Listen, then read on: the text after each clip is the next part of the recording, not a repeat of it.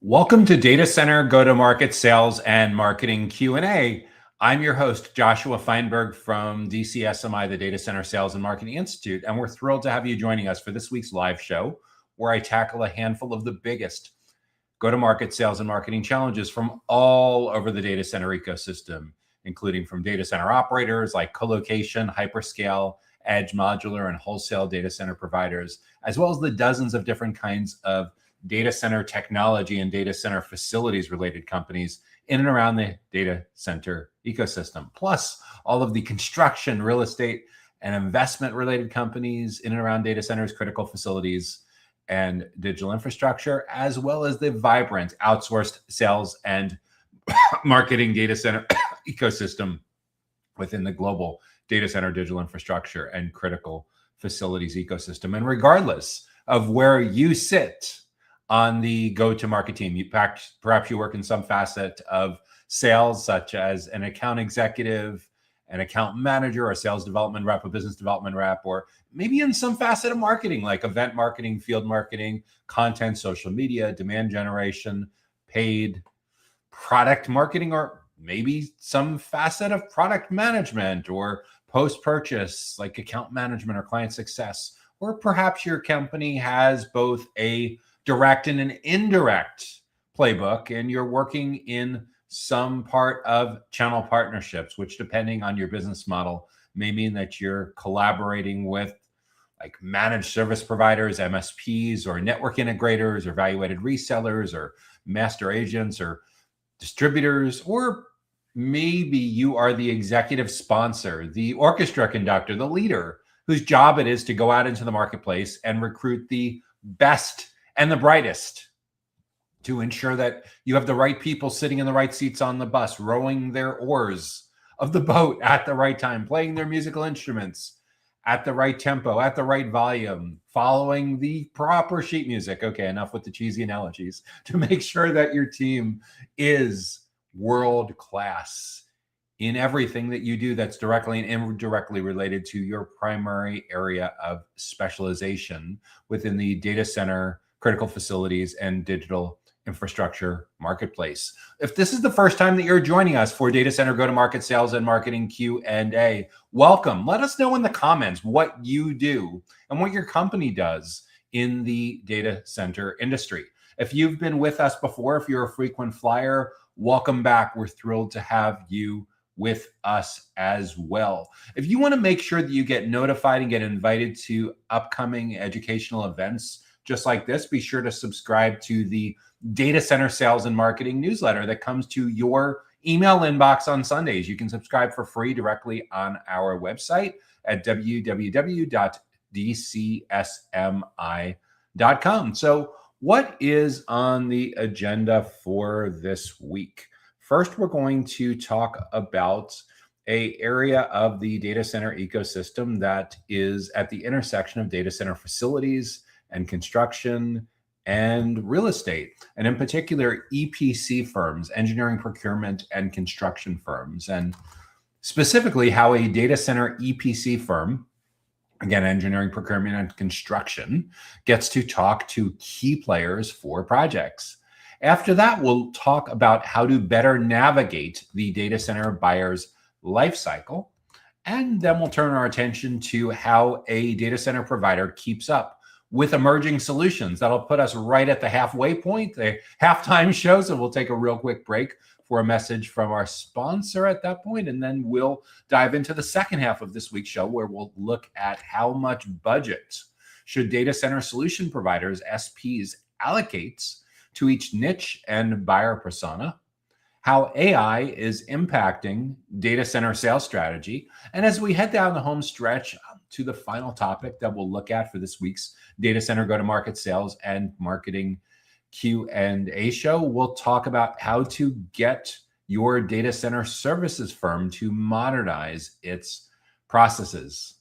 If you have an idea for a topic or a question or a challenge that you or your team are currently facing that's driving you a little nuts and you'd like to get our input on that in a future episode, be sure to leave that in the comments on whatever platform that you watch on, and we'll add that to the consideration queue for an upcoming episode. So without any further delay, let's dive into this week's first topic, which is how does a data center EPC firm get to talk to key players for projects? How does a data center EPC firm get to talk to key players for projects? That is a fantastic question. So let's first get our bearings. The data center industry is organized into data center operators like colocation, hyperscale, edge, modular, wholesale data center providers. And usually side by side, when we're talking about data center operators, we'll also acknowledge and take into account enterprises that have their own data centers where basically the entire data center is dedicated to that particular company. And in many cases, companies that have their own data centers, plural, because of fault tolerance reasons, like for business continuity, for latency reasons, for governance reasons. So there's enterprises that have their own data centers, and there's operators that rent out space in their data centers to other companies. If you're like a wholesale data center provider or hyperscale data center provider, you're typically signing massive leases like to a single tenant or an anchor tenant. And if you're a co-location operator in a single facility, you may have anywhere from a few handfuls to literally hundreds of different companies occupying varying levels of space, from fractional parts of a rack to several racks, several cabinets, suites within the co-location facility, and everything in between. So there's data center operators. There's a few dozen different kinds of data center technology companies that we track over at DC SMI. You can actually find all of this on our website. There's 12, 13 different kinds of data center facilities related companies like power, cooling, commissioning, decommissioning, physical security, energy, basically things that have to do with the whole facility, the whole campus. And then in addition to the operators, the technology and the facilities related companies, there's construction companies. Pretty straightforward. They build data centers. They typically have a few dozen different kinds of subcontractors that work with them, and their orchestration, their coordination, and pulling together dozens of interrelated disciplines. There are real estate related companies that help to acquire the land, negotiate the land, bring the two parties together. They coordinate with site selection experts. They coordinate with designers like architect firms. And in addition to the construction companies and the real estate companies, there's investment related companies like venture capital firms, private equity firms, institutional investors that are the ones that go out into the marketplace and help raise the hundreds of millions, or in some cases billions, of capital that are necessary to make all of these very, very aggressive growth plans in and around the data center industry happen. I don't know if you've noticed or if you've been in this space a while, but it's way, way, way more expensive to build a data center than it was as recently as 10 years ago. I often talk about when I got into this space in the early 2010s, a lot of my early clients, my team's early clients, providing like fractional CMO sales enablement type work, was with co-location operators that were in a lot of ways like hybrids between co-location operators and managed service providers, MSPs. The big distinction being typically the companies that were focused on co-location would provide outsourced IT services, but only those services that their team could provide in the data center facility without having to get in the car and go out to a client site. And at that time, it was very common to find that there was a thriving ecosystem of what many would consider now like more owner-led, entrepreneurial-led, mom and pop kind of single location, 2 or 3 location co-location operators, where in the US, these companies were doing anywhere from a few million in revenue up to maybe as much as 8, 10, 12, 15 million in revenue. What happened to most of those firms over the last 5, 6, 7 years is as the complexity of client acquisition, client retention, the demands of clients have forced basically those companies to get married to each other, right? Mergers and acquisitions, either among firms of similar size or regional firms acquiring the local providers and national providers acquiring the regional firms, and kind of the classic roll up kind of playbook and consolidation, so much to the point that that was very much a nostalgic moment in time where you could have a relatively stable single location co-location business, maybe renting space in someone else's facility on the other part of the US or the other part of the country or the other part of the planet to satisfy clients' needs around latency and fault tolerance and things like that. But for the most part, it was possible to be in that business as a small business, entrepreneurial focused, and clients tended to love it. MSPs loved it, VARs loved it, because they would have direct access to the owner, the CEO of that particular business. Now, there are still some of those operators left, but every year that goes by, it gets way, way more expensive to be in that business. Even just preparing the land, the site plans, being able to put the shovel in the land is so much more expensive than even building the whole facility. And there's still the idea of the hand-me-downs where the hyperscalers tire of a facility a few years later and they sell that to a national data center operator, and the national data center operator uses it for a few years, and then they sell it when they're tired of that to a regional, and then it gets passed down to a local. There's still that to a certain degree, but it is so much more complicated and capital intensive than it ever was. So the question at hand here is the engineering, procurement, and construction firm wants to talk to key players on these projects. How do they get more of these great conversations? And we're now in a world where, compared to 10 years ago, it's so much more difficult to get to these initial conversations. And there's a lot of reasons, but it pays to go back and review kind of what the status quo was for these kinds of companies 10 years ago. 10 years ago, mobile adoption was picking up steam. Cloud computing was picking up steam. Social media was reaching mainstream adoption. And your typical buyers, like your engineers, your construction executives, your data center developers, your data center investors, they were all reasonably digitally savvy.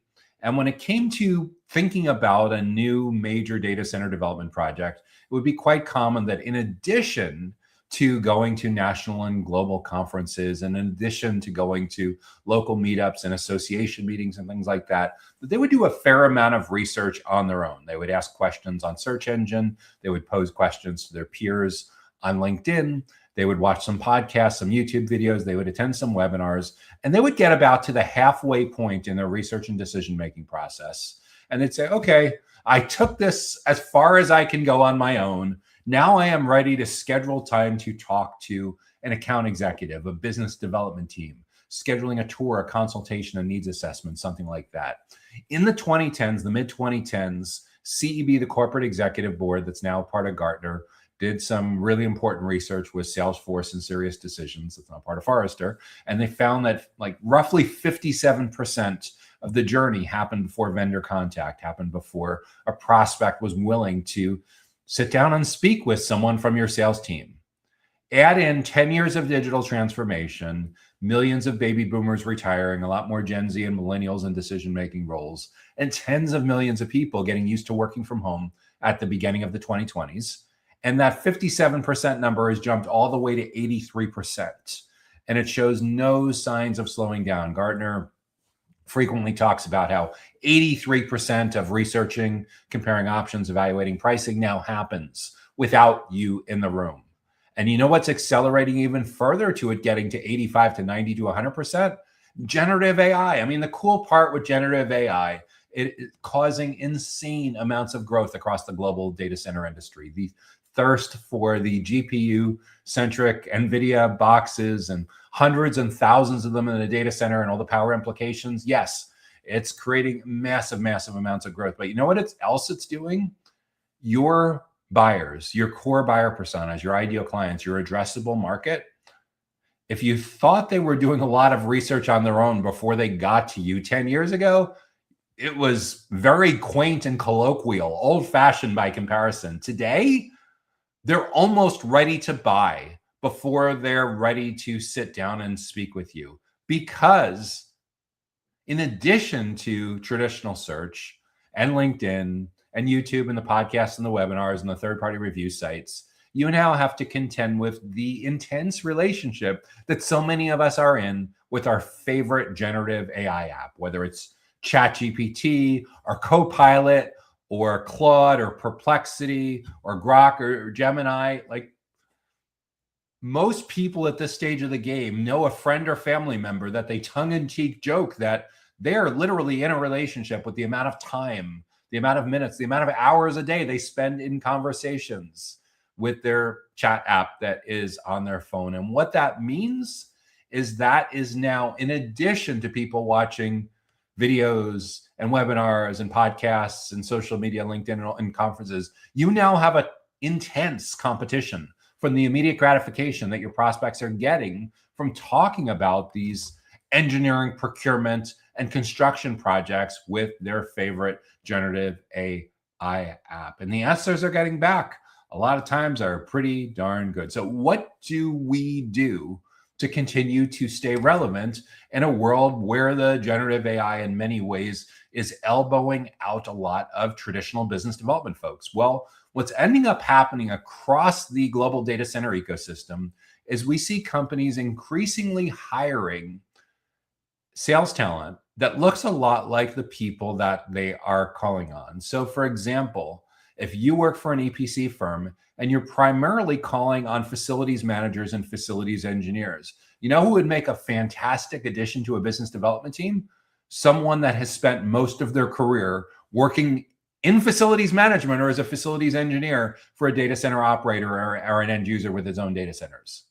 And we see this happening with IT across the board. We see co-location operators and technology companies within the data center ecosystem hiring career IT professionals who've worked in and around data centers most of their career. And for the people that are already in account executives and sales development roles, what's ending up happening is the ones that want to protect their career survival are getting more technical. They're upskilling. They're investing in the entry level and intermediate level training and certification options that are most relevant to the prospects and future clients that they call on. Like, for example, we saw this happening in spades with the data center operators a few years ago, where career salespeople were looking at like the CTOs and the VPs of IT and their organizations that they called on. And they went and they did their buyer persona research, and they said someone that's in the early to middle stages of their career would have this Red Hat certification and the Cisco certification and this Microsoft certificate, whatever was relevant to that particular job. And they were going and they're taking the classes. And in some cases, their employers are carving out the time for it. In other cases, their employers are carving out some budget for it and saying, okay, we don't want you taking away from quota carrying time. But heck, we know with that travel budget that you have with going to conferences, you're spending 100 hours a year sitting on flights and sitting in airports, just waiting around. So what if in your ears, you were listening to 10 or 20 hours of professional development training while you're sitting in the airport or commuting to clients or working out at the gym? And sure, you could get more value if you were watching the videos on the screen, but sometimes you can watch and sometimes you can't. But either way, there was a lot of downtime for career go-to-market professionals in and around this industry. Just if you take nothing into account, if you just take into account travel time, commuting time, sitting on planes, waiting for flights, or working out at the gym. So if you roll that all together, this isn't a question of budget. This isn't a question of strategy. It's really just a question of motivation. And for companies that work for Mick Scrooge that have no budget, there's plenty of free options, YouTube videos, podcasts. You could learn a ton just by watching the dozens of data center go-to-market podcasts that I host each year with go-to-market professionals from operators, tech and facilities and construction, real estate and investment companies throughout the global data center ecosystem, sales executive, marketing executives, founders, CTOs, product executives, innovation officers, the whole 9 yards. So there really is no excuse for not upskilling. What it largely comes down to is this specialization, this nichification is becoming a really, really big deal. For the engineering, procurement, construction, biz dev person that's struggling to get to talk to key players for projects, first and foremost is how do you upskill? How do you level up? How do you invest in learning and development and professional development so you can have better conversations with your prospects and clients that want to geek out about anything and everything having to do with engineering, procurement, and construction? Second is how do we carve out some of our go-to-market playbook going forward so we can be part of our prospects and clients' learning and development process and professional development process? Because regardless of whether you're selling to facilities managers, engineers, construction executives, venture capital folks, investment officers, logistics and supply chain, or all of the above. Know that you're the highly educated, highly technical, skeptical, cynical prospects and clients are more skeptical and cynical than they've ever been. And at the risk of oversimplifying, they are sales allergic. They just don't want to spend a lot of time with salespeople anymore because they have found a better alternative in the chat app that's on their phone. So how do we make sure that we're still able to earn our way in that first 83% when they want nothing to do with salespeople? It's pretty straightforward, but a lot of companies are fiercely resisting this. What it largely comes down to is repositioning yourself, repackaging how you present yourself to be seen a lot less like a vendor and a lot more like a teacher, a consultant, a subject matter expert, a trusted advisor, perhaps even a thought leader.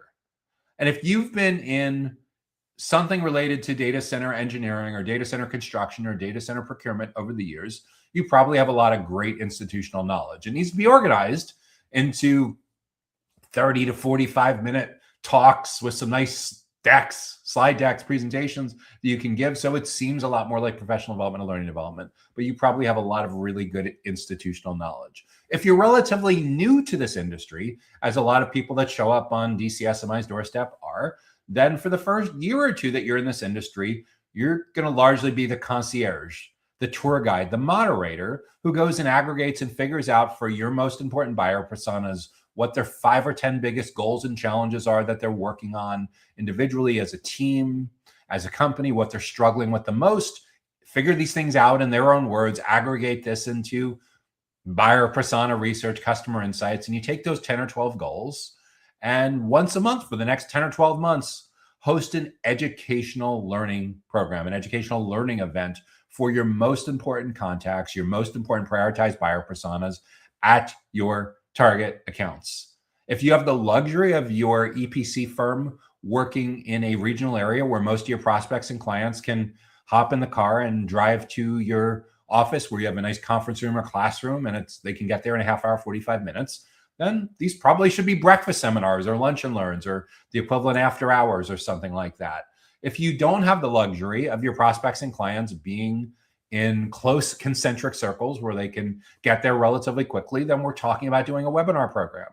And the reality is, no matter how fantastic your program is, despite people's best intentions, it's very rare to get a 100% attendance rate. So if your conference room seats 20 people comfortably and 40 people register, you're probably not going to have people sitting on each other's laps or standing room only, because it's quite common for a free educational event to find that despite the best event reminders, the most compelling topic, you probably get about a 50% attendance rate. So if you're thinking about like numbers to play with, what I caution you with all of this, so much of the data center industry is in love with vanity metrics. They're in love with the idea that, oh, well, it's not worth it for 20 people. I'm used to going to big national conferences where there's 2,000 people in the room.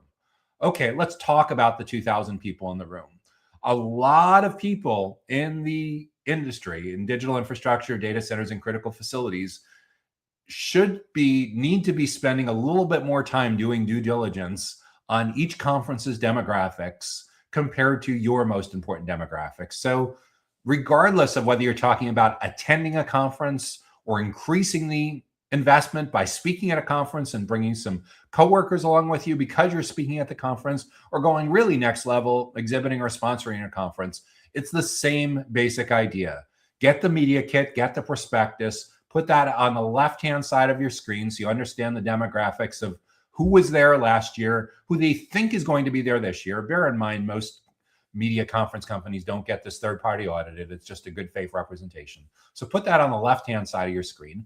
And the right-hand side of your screen, bring up your concise one-page ideal client profile, the kind that lists out geographically where they're located, their company size, industries, things like that. Very, very simple one-pager. And bring up your prioritized buyer personas, at least the first page of your first and your second most, your primary and your secondary buyer persona. And I want you to do a simple compare. Your ideal clients the key stakeholders in those companies and how that compares against the demographics for who is supposed to be at this conference this coming year. If you have a great match rate, keep going year after year.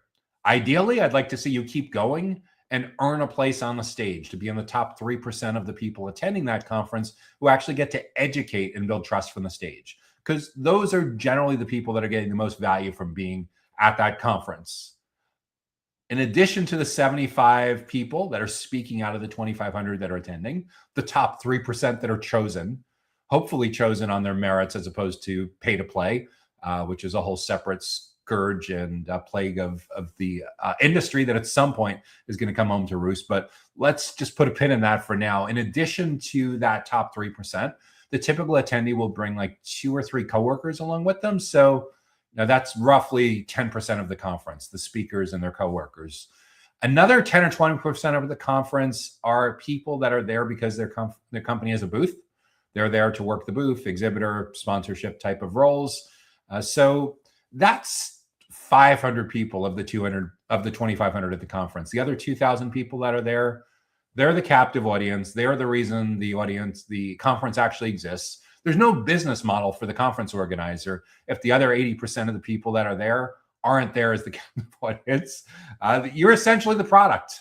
No exhibitor or sponsor is going to pay through the nose with everything that goes into having a presence at a major conference if the right people aren't there. And what we're talking about here is making sure that when you invest in specific conferences, don't keep funding it year after year just because you did it last year. Don't keep funding it because everyone is there or your biggest competitors are there. Fund it for the right reasons. Fund it for the reason that they have a really good match with the demographics in your ideal client profile and the prioritized buyer personas, your primary and secondary buyer personas. And the same thing with the speakers. Professional speakers get paid to speak. Virtually nobody gets paid to speak in the data center industry unless you're a huge celebrity keynoter.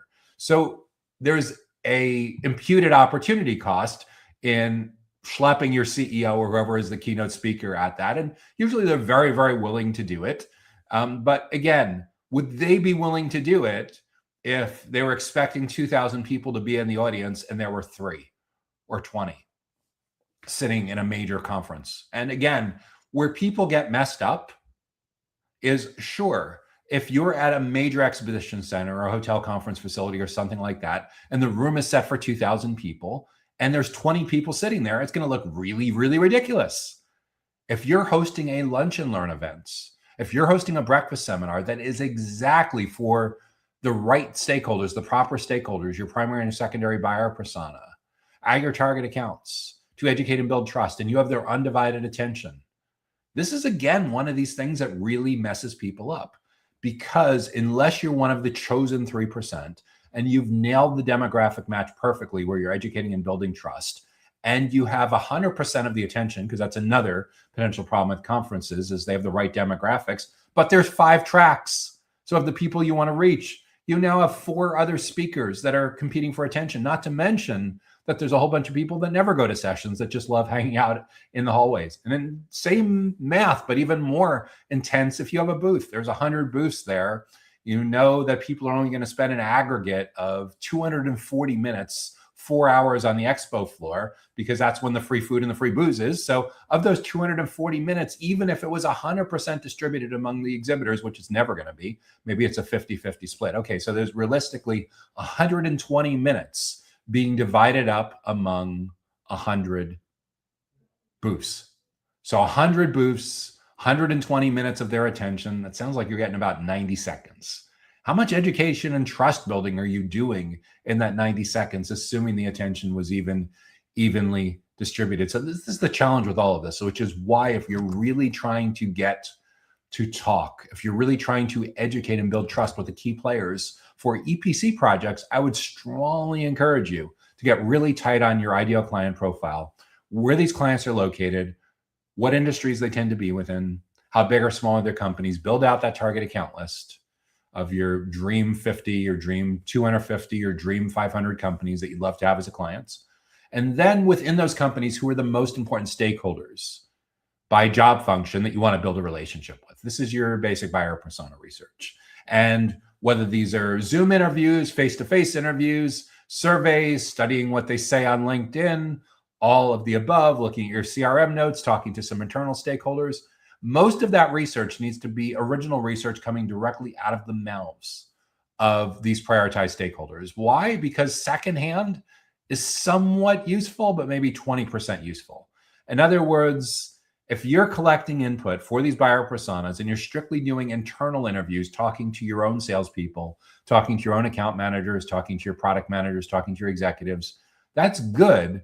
But I would only weight it as about 20 or 25% of the pieces of the puzzle. The other 75, 80% should come from direct research from those particular stakeholders, because what's on the line is relevance and messaging and being able to literally hit them in between the eyes, grab them by the virtual shirt collar with extraordinary levels of relevance to the biggest business objectives, the business priorities, the biggest goals that they're working on right now, in their own words.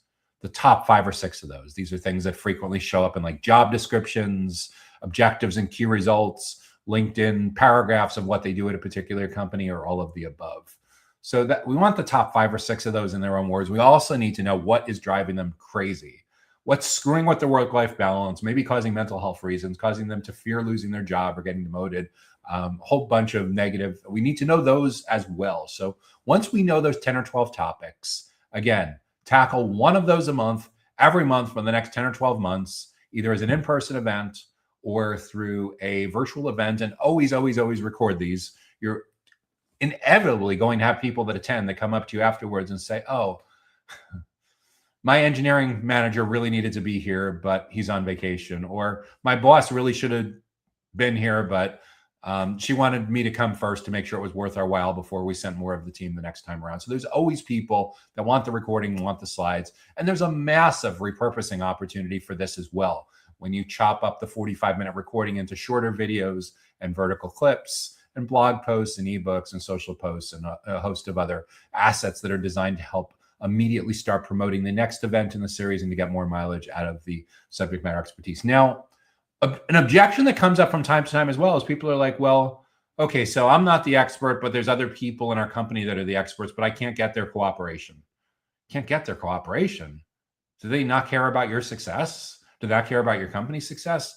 When we hear that objection, this is almost always a culture problem. And when it comes to changing the culture of a company so that your company is seen as the definitive go-to experts when it comes to anything and everything having to do with EPC, a lot of times this cultural mandate needs to come all the way from the top, all the way. Meaning that if your company has a few dozen employees or a few hundred employees, your internal champion more than likely needs to be your CEO. Now, granted, if you work for a global conglomerate, if you work for like Turner, one of the huge construction companies with tens of thousands of employees, yes, this will be like a division director. This will be a managing partner. This will be like a vice president, maybe a chief commercial, chief marketing type of person. But if there is pushback and there's cultural changes that are needed, this really has to come from a place of, okay, we're fed up with prospects and clients treating our staff like crap. The condescension, the ghosting, the jerking around has to stop. We have some of the smartest people on the planet. We have some of the best value services. We're some of the most experienced when it comes to anything and everything having to related to engineering, procurement, and construction. And it's time that we let the world know about this. Sure, we could scream it from our booth. We could put a bigger, more obnoxious pop-up ad or banner ad on some websites. We could spam the heck out of people, but all of those would be ignoring how highly technical, highly skeptical, highly educated prospects and clients actually research and navigate these complex interrelated buying decisions now. Remember, they will walk over hot coals to avoid being put through an old-fashioned prospecting process. Nobody wants to be prospected. Nobody wants to be qualified. They have big challenges, big lofty goals that their company's success, their team success, their career success is on the line with. And they want nothing to do with selfish vendors who are all about just getting them to be a deal on the deal board. However, they still need to learn. They still need to keep their skills sharp, and they are still intensely interested in hearing about how other firms are navigating these same kind of goals and these same kind of challenges. And to the extent that you can be an educational events experience destination for the right people in these companies to come learn these best practices, It will be a magnet to attracting early and often. That's the key thing. We need to intercept them as early as possible in the buyer's journey so we can shape the criteria that they use to evaluate all the different options in front of them. And we need to recognize that in a self-propelled buyer's journey, there may be 25 to 30 touch points between complete stranger and purchase decision. So it's not enough to just get in early. We need to be in there often. And where I see a lot of people getting off track in this industry as they're spending a small fortune on sponsoring the golf tournament or throwing the cabana party or some other variation like that, like taking people not quite to the Super Bowl or the World Series, but something almost as expensive as that. And yes, you're making a brand impression. Yes, you might be bonding with them, but are you really educating and building trust? Because if we need to engage in transformation, if we need to shape their belief system, just bribing them and inviting them to a really cool party is not going to cut it unless you have incriminating pictures on them, in which case, okay, maybe the really cool party where they did some silly things that nobody would ever want to know. But I don't think most people want to go down that path of being in the taking and abusing incriminating pictures kind of thing. So let's go with the idea that most of us, most of our companies, most of our teams are following a very ethical playbook. So we want to be focusing on educating and building trust early and often, the right people in the right places at the right time, and most of all, the right context, so that these developers, these construction executives, these facilities managers, these investors see you and your client-facing team members as some of the smartest, most insightful, most approachable, most helpful people on the planet when it comes to anything and everything that's directly related to construction and engineering and procurement that goes into a major data center project. So that's what I would be thinking about for how your data center EPC engineering, procurement, and construction firm can make sure that its client-facing team members get to talk to the key players for the key projects. And one more caveat with all this: investors don't always care about the exact same things as construction managers, and construction managers don't always care about the exact same things as facility managers and engineers. So if you have the luxury, and by luxury, I would say any company with more than 50 employees probably has the luxury of being able to do this well, don't talk to chief investment officers as if they're construction managers, and don't talk to construction managers as if they're facilities managers. When you do your homework the right way, you will discover different words come out of their mouths when it comes to understanding their top 5 goals and their top 5 challenges. So the better job that you can do with segmenting how you educate and build trust, the more effective it's going to be. You'll have a better event title. You'll have a better landing page headline. You'll have a better call to action. You'll have better relevance in your social proof, and you'll have better results with more of the people who attend your educational events wanting to bring more of their coworkers and being queued up to know that when it's conversation time for this major project, that your company is on an extraordinarily short list of companies and individuals that they, without a doubt, need to go to. And when you do this really, really well for specific use cases and niches where there's not competitive bidding required, you will find many times the short list keeps dissolving and dissolving and dissolving, and you may actually end up being the only company that's truly on the short list. Now, construction projects are so massive. It's not like a small co-location buy or just replacing a small generator, some batteries or something like that. So usually there's going to be a competitive process going. However, how do you get the inside scoop on helping the stakeholders internally with what goes into that RFP, what goes into how they define the project? By being the guru, by being the trusted advisor, by being the teacher, the consultant, the expert who educates on the best practices and the methodologies that your company uses, and how other people in similar job roles and similar companies to theirs approach these same processes. And you have a massive, massive influence on shaping the criteria and ultimately how everyone else in your category is ultimately judged and evaluated and where that deal ultimately goes. So those are the key considerations that I'd be thinking about for today's self-driven data center ecosystem and the journey, and how a data center EPC firm can get to talk to key players for major construction projects.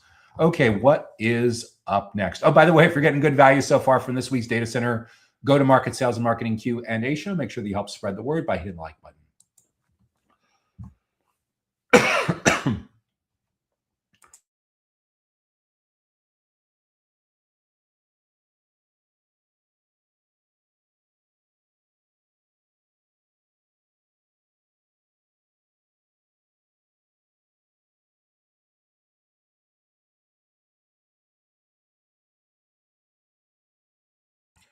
Okay, next question. How do we better navigate the data center buyer's life cycle? How do we better navigate the data center buyer's life cycle? So this particular question is segment agnostic. What does that mean?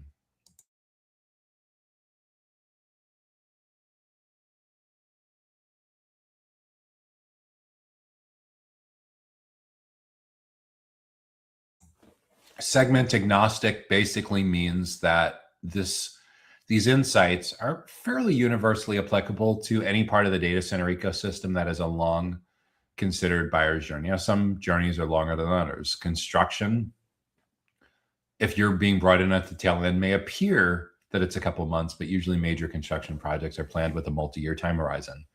Co-location agreements, hyperscale agreements are usually also signed with a multi-year time horizon. Cybersecurity, well, if someone is currently experiencing a major cybersecurity event, your sales cycle will collapse to minutes, hours, and everything in between. So how do we better navigate the data center buyer's life cycle? I think the most important part of that is to recognize that your buyers are now in control. They have 20 years of experience of being in control. And they've gradually taken more of that control back themselves with each round of technology iteration.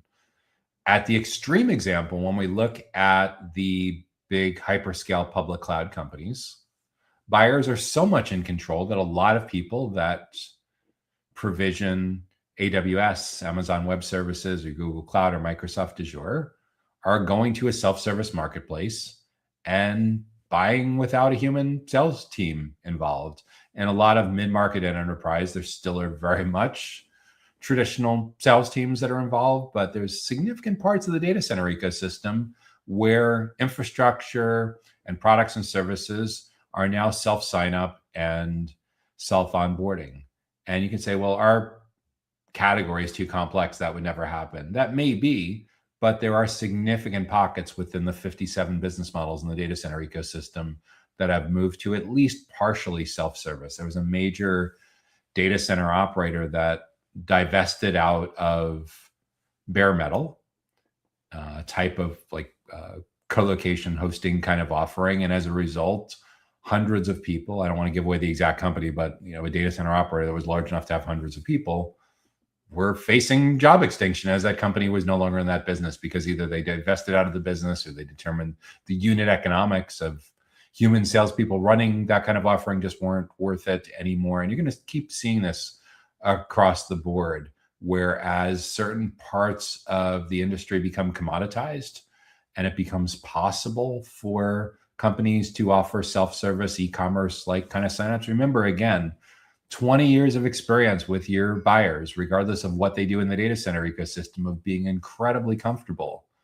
shopping online, ordering groceries online, booking their own flights online, arranging their own ride shares online, provisioning cloud services. I don't know if it's quite 20 years of provisioning public cloud services, but it's pretty close, probably at least 15 years at this point.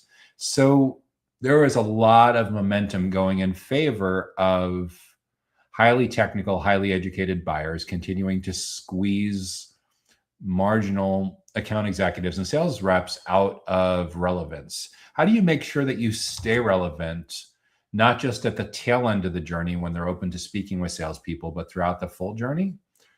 Is become really aware of what that journey is and how you can add value throughout the full journey. Because the default posturing, the default position of most of your prospects and clients is they're going to do almost all of their research, in some case, all of their research before they're open to filling out a form or live chatting or scheduling a consultation or booking a tour or a needs assessment or something like that. so much more pushed to the right than it ever was before. Like 10 years ago, 57% of a typical journey was over before sales contact. Now it's like 80, a minimum of 83% of the way over. In other words, they're almost ready to buy before you get to meet a prospect. And this is a really risky place to be if that's your only foot in the door, because what that means is, regardless of whether you're a data center operator or a technology or facilities related company or construction, real estate investment, or outsourced sales and marketing, it doesn't matter which of the 57 different business models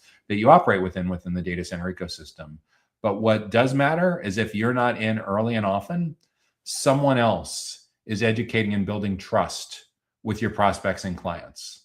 Who is that someone? Who is that company? It could be conference organizer, it could be channel program, it could be trade publications, it could be YouTubers, it could be podcasters, it could be social media influencers, it could be email newsletter publishers, it could be expensive analyst subscriptions, or all of the above. But make no mistake that if you only meet someone when they're just about ready to buy, most of the time it's not really a good thing anymore, unless you're highly confident that your cost structure allows you to profitably be the cheapest option in town. And you actually want to be known as the cheapest option in town. If that's the case, then yeah, I guess maybe you're the edge case that can make but most CEOs, most CFOs, most boards don't want you to be chasing the race to the bottom and competing away all your profit margin and discounting you to the point where you're losing money on deals. That's generally not how most companies survive and thrive, regardless of whether we're talking about data centers or some other broader part of the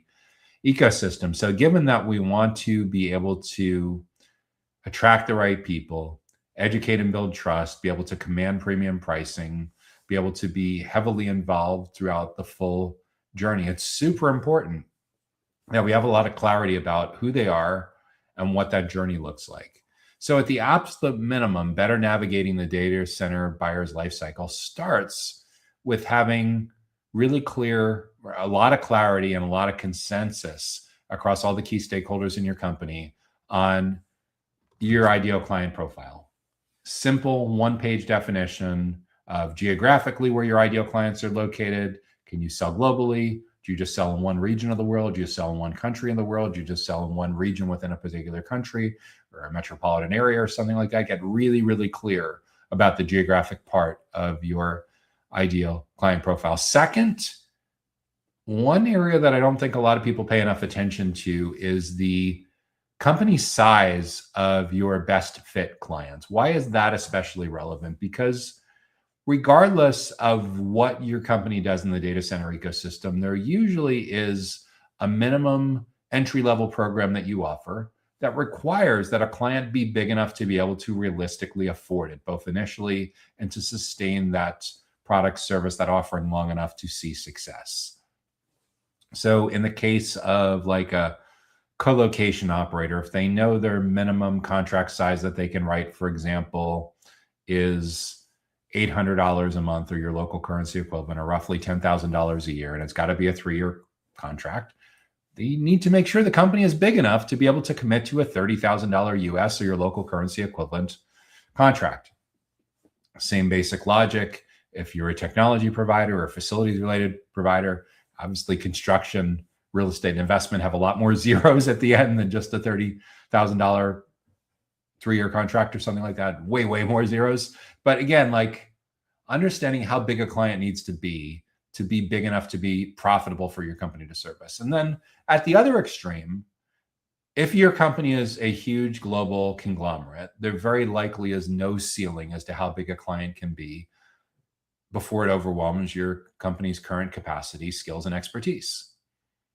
Again, if you're a Fortune 500, a Fortune 1000 company, the upper limit on your average deal size probably is not a practical consideration.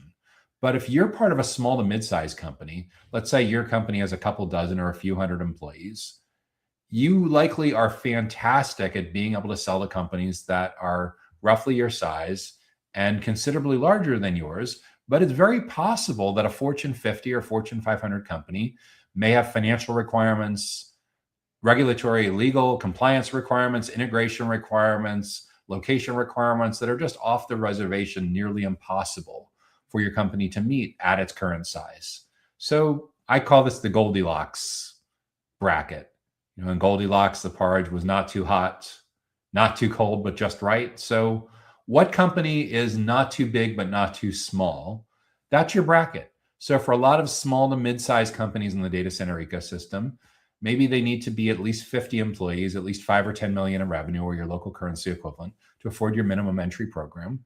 And maybe beyond 5,000 employees or beyond 10,000 employees, your likelihood of successfully marketing, selling, servicing, and retaining that client really, really falls off the cliff. So that's still a pretty good addressable market for a lot of companies throughout the data center ecosystem.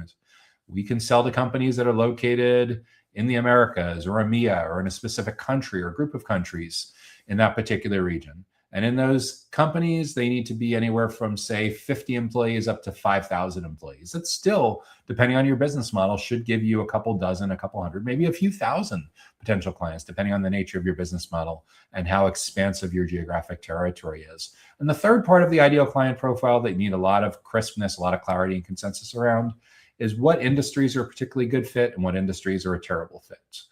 This is especially relevant for data center operators and data center technology companies, where at the intersection of a particular geographic location and a particular sector, segment, or industry, a lot of times regulations pop up. And when it's a regulated industry, that usually forces issues with compliance, accreditation, certifications. In the US, this is especially pronounced when it comes to industries like healthcare and financial services and education and government. Like it varies, it will vary tremendously depending on the verticals that you specialize in and where you're located. But almost certainly there's credentials that at least operators and technology companies, and to a certain degree facilities related companies, have to invest in. And either you have those or you don't. If you have those, great. Focus on the companies, the industries that value those the most.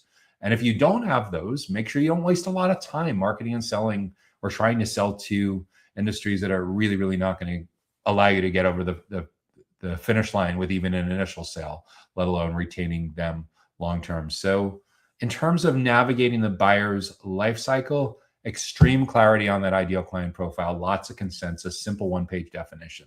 Second, extreme clarity on the prioritized buyer personas. Who are the most important, second most important, perhaps the third most important kind of economic stakeholders that show up on the decision committee? The most important, you call a primary buyer persona. The second most important, you call a secondary buyer persona. The third most important, you call a tertiary buyer persona. If you've been at this a while and you have a decent sized marketing ops, sales enablement kind of team, then yes, you can absolutely positively support significantly more than 3 buyer personas. If a lot of what I'm talking about is relatively new, and your entire marketing ops, sales enablement team can share one pizza, the old Jeff Bezos rule, meaning that 8 slices of pizza, 4 people. If there's literally not much more than 4 people or less than 4 people, keep it simple the first year or two. 2 or 3 buyer personas out of the gate. A primary and a secondary buyer persona is super, super important. And then within those personas, as you're doing your research, as you're figuring out those insights, we need to know the steps that they typically go through. What especially are the leading indicator, the leading goal that they're looking for help with, the leading challenge that's driving them nuts. That's a leading indicator that they're going to be in market for your kind of product or service in the coming weeks or in the coming months. And we need to make sure that, especially in a self-driven buyer's journey, that we have lots of educational resources, lots of educational events that meet them where they are, not where we'd necessarily like them to be when they're at the end of the journey. We need those as well, but it's incredibly important. What's usually the most neglected is having no air cover, having no support, having no educational resources, no educational events for people that are in the early and the middle stages of the journey. And in a self-driven journey where 83% of the action is happening without you in the room, it is incredibly reckless. It is incredibly dangerous to put yourself in a position where you're locked out of the room for the first 83% of the journey, where imagine that you book a corporate hospitality suite to take a group of prospects, clients, channel partners, employees, what have you, to a professional sports event. It could be football, soccer, basketball, hockey, baseball, whatever it is. And for whatever reason, the ownership of that league or the ownership of that particular team has a bug up their butt about salespeople. So much to the point that there's actually a policy that if you show up looking to rent a corporate suite and you have the word sales on your business card or in your email signature or your LinkedIn profile, they don't want you messing with the vibe of the game. early and the middle parts of the game. So we looked you up on LinkedIn, we looked at your business card, and we determined that you're going to probably get too salesy, get too pitchy. You're going to completely be a drag on the fan experience. So you can come in at the 83% point of the game. We'll let you in the fourth quarter. We'll let you in after the seventh inning. But sorry, only the engineers and the product managers and the developers. They're the cool folks. They're going to be all chill. They're not going to be trying to get a deal on the deal board during the game. So yeah, this is essentially what's happening. You say like, well, that's ridiculous. How would the NFL or NHL or MLB or whatever the league is, wherever you're located, how would that ever come to be? It wouldn't, but that's generally the mindset of a lot of highly technical IT professionals and engineers and a lot of the core buyer personas throughout the buyer's journey. So we need to understand where they're coming from, and to meet them where they are, we can't look like a vendor or a salesperson anymore. Like, I'm not telling you to go in and immediately find and replace on your email signature and your LinkedIn profile and your business card. But what I am telling you is nobody that's a good prospect needs you to read the website to them anymore. They don't need you to read the slides to them anymore. But they have goals. They have struggles. They have things that are driving them nuts. They have major initiatives that they need to figure out. And if you can be part of helping them figure that out, so they see you as a teacher, as a consultant, as a subject matter, as a trusted advisor, you have an entree. If you don't, you're not going to get the same invitation. You're not going to get the same form fill that you did 10 years ago unless you have a flux capacitor. If it's Back to the Future reference, if you're not into kitschy Gen X pop culture movie references. But the reality is, if you're living in the present, in the world we live in now, where even baby boomers have hit a critical massive tipping point of being digitally transformed. If you're using the same playbook that you did 10, 15 years ago, you're leaving yourself, you're leaving your team, you're leaving your company a lot more vulnerable than you likely realize. If you want to be able to better navigate this buyer's life cycle, getting in early and often almost necessitates being in the professional development, the learning and development business, so that you're in a position to be the one that within your target accounts, within the most important stakeholders in your target accounts, are educating and building trust early and often. So much to the point that the people that register want to bring their coworkers, they bring the other members of the decision committee, they bring their boss with them. And you're like, oh, cool. This is like part 2 or part 3 in the series. And first time around, we just had one person from this company. By part 3, there's now 4 people from the same company, from the same team attending together, which is amazing because you've reached them in the formative stages of their buyer's journey where you can actually make an impact on shaping their criteria. Just as important, you are proactively driving alignment in the formative stages of the journey before it is too late, before they've made up their mind and decided what that criteria is. The reality is, a lot of what being an enterprise account executive looks like in today's globally connected digital first industry is it's a lot like being a project manager for your internal champion, helping your internal champion to drive alignment across their team and other teams within the organization. And it is so much easier if you as that project manager, if you as the educator, the teacher, the trusted advisor is able to shape those criteria and drive that alignment before the sales resistance goes up, when they're in learning mode, when they're in professional development mode. So again, from a practical perspective, with navigating the full buyer's life cycle, the full buyer's journey, it's fantastic if you as an account executive or marketer or account manager or sales developer are in a position where you have enough institutional knowledge that you're putting together the 30 to 45 minute deck and you're the featured speaker, the presenter, the instructor at several of these 12 monthly educational experiences. But it doesn't have to be you that's presenting. If you're relatively new to the industry, if you don't have a lot of valuable institutional knowledge to share for this particular buyer persona quite yet, then you're the moderator, you're the host, you're the concierge, you're the tour guide who goes and gets the right resources from your company, the project managers, the solution engineers, the technical subject matter experts, the CTO, whoever is the right fit to be speaking to that particular audience.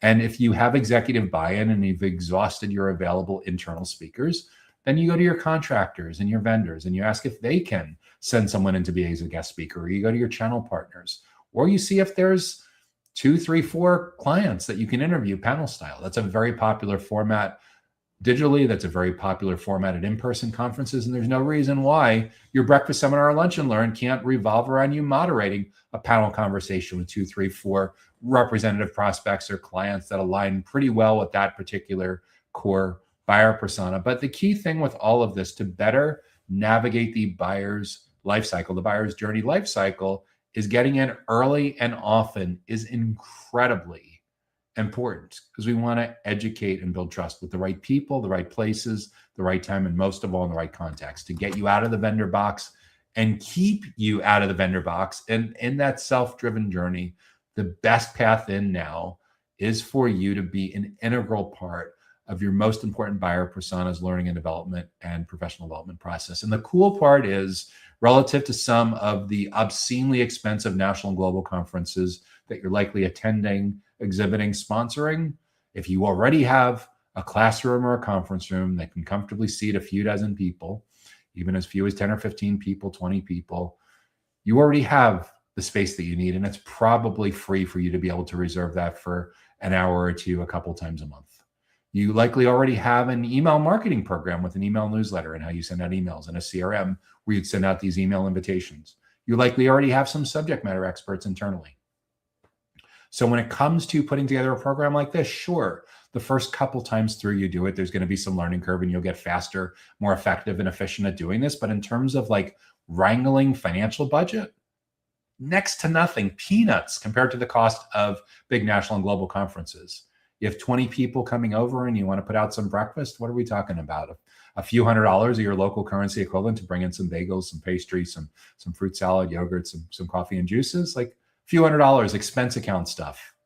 Lunch, same thing. It doesn't need to be something super fancy. You don't need white glove service or French catering or anything like that. It literally can be pizza, sandwiches, salads. Like in the US, this would be like from the deli or Panera Bread or something like that, or whatever works best for you. But again, what your CEO, what your boss, what your CFO will absolutely love is the cost of running these events is almost nothing on an out-of-pocket basis. So small that in most cases, your account executives or account managers probably are putting this on their expense report, and there's a few decimals less than the expense report that carries participation from national and global conferences. So a huge, huge part of navigating that buyer's journey life cycle is thinking about how soon you can carve out 10 to 20% of your monthly schedule to be in the education and trust building business, to be professional development, learning and development for your most important buyer personas and your target accounts. So early and often, give them fantastic value, give them a reason to keep coming back month after month and bringing more and more people from their companies along with them. Teams that learn together, grow together, and fantastic outcomes will happen. You'll learn a ton about their needs as well, because they no longer see you as a vendor. They see you as an expert, and there's tremendous trust, and they'll tell you what's really going on. That alone is worth its weight in gold, from figuring out your pivots, figuring out product market fit, figuring out all of the above on how to scale your company's growth. So that's what I'd be thinking about on how to better navigate the data centers buyer's life cycle.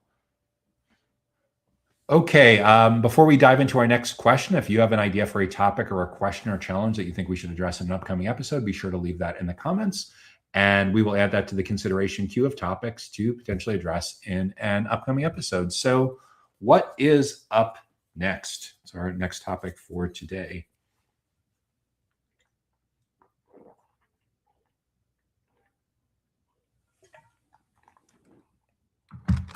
How does a data center provider keep up with emerging solutions? How does a data center provider keep up with emerging solutions?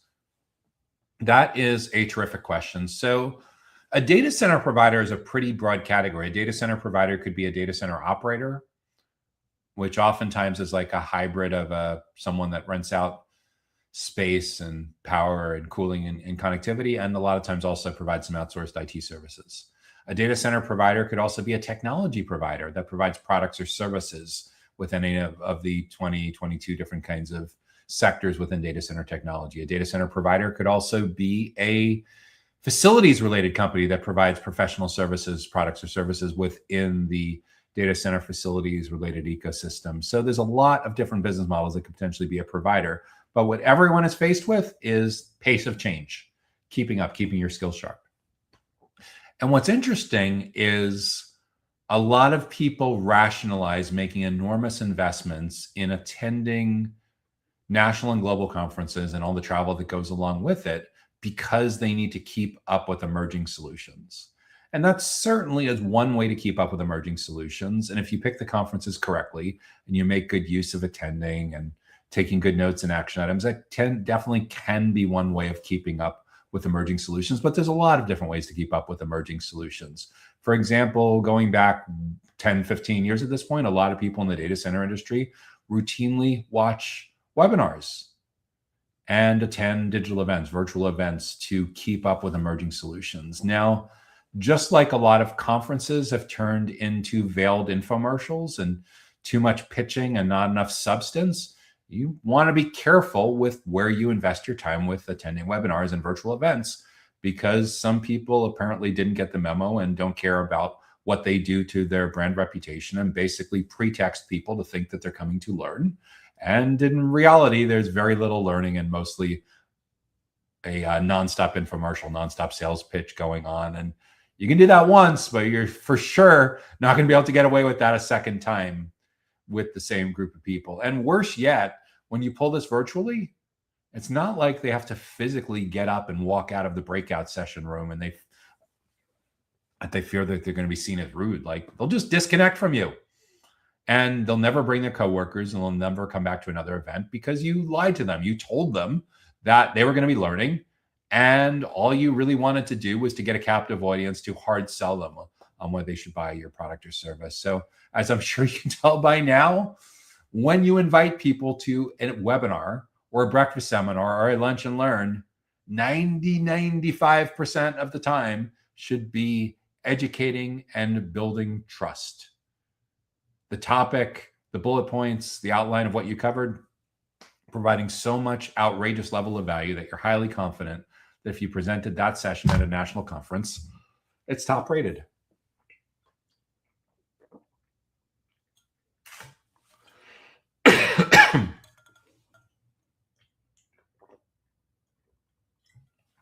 What do we mean by top rated? You know, the scorecards, the reviews, the mobile app reviews, one of the best at the conference. If you're highly confident that your slide, your outline, your content could achieve that goal, great. If you're not, keep going and provide value, exceptional levels of value for the time and energy and attention that that stakeholder has entrusted with you. So you can learn from conferences, you can learn from attending virtual events, and you can watch them on demand.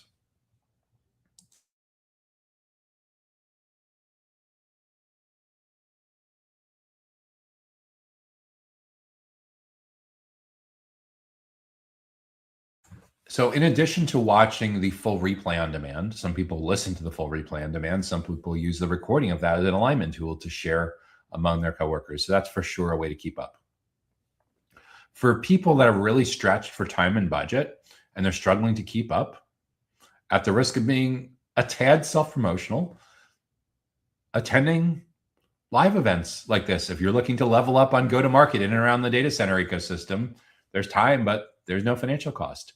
If you want to hear in this same framework how others throughout technology, facilities, data center operators across marketing, sales, product, and executive founder kind of roles have navigated these challenges, I host the Data Center Go-to-Market podcast. And there's a few dozen other similar kinds of data center infrastructure related podcasts that you can listen to as well. So there's a lot of different ways to keep your skills sharp. And budget, YouTube, like LinkedIn, there's no excuse to not having budget from your employer. It really just takes time and commitment and follow through to be the CEO of your own professional development and learning and development plan. And even people that tell me they don't have time, if we dig a little more and I discover that they go for a bike ride around their neighborhood for a half hour 5 times a week, or they go for a jog, or they're on the elliptical or the treadmill or something like that at the gym, they certainly can listen to a podcast. If they're commuting to work, obviously don't be watching the screen unless you're in a self-driving car or an Uber,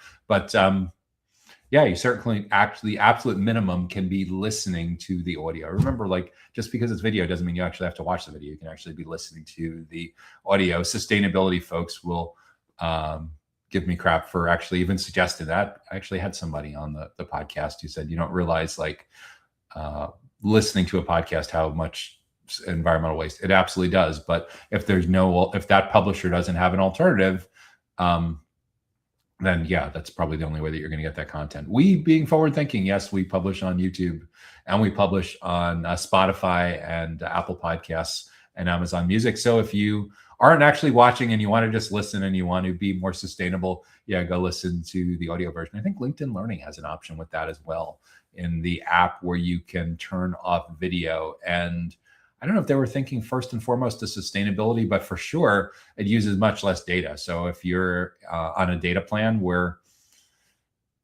megabytes of data transfer or speed or low bars or something like that are an issue because you're not on Wi-Fi or you're paying for data, then yeah, that certainly is a lot less bandwidth to stream the audio as opposed to streaming the video. So yeah, there's a lot of different ways to keep up. A lot of people just reading your feed, like feed-based stuff on LinkedIn especially, but YouTube as well. Remember, all of these platforms in the last couple of years have gotten exceptionally well at surfacing content that is around your interests as opposed to necessarily just what you've subscribed or followed. That's a really, really big change in the last couple of years where people have talked about that social media has become interest media.